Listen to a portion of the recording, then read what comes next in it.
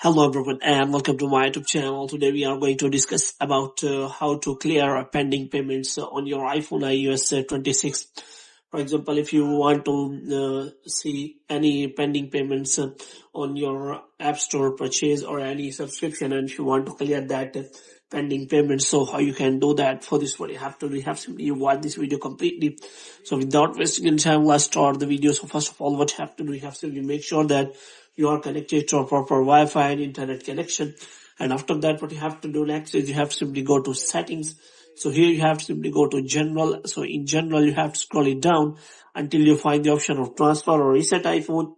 And here you have to click on reset and you have to reset all of your network settings. And after that, what you have to simply go back.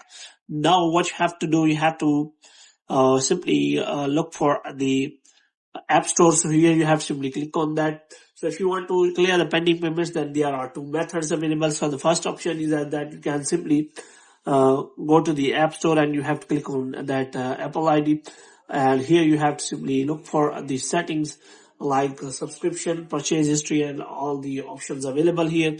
So you have to make sure about that. So you have to simply click on subscription. So if you find any pending payments, then you can simply click on that pending payments and you have to simply clear the pending payments from here. So after that pending payments clear, you will be able to change your payment method. So if you want to change payment method, then you have to simply clear all the pending payments from here.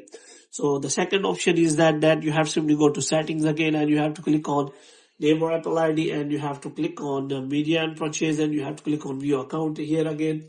And you will find the same interface like subscription, purchase history. So you have to click on subscription, and if you find any subscription has pending payments, then you can simply clear the pending payments by clicking on it. And after clearing all the pending payments, you will be able to change your payment method.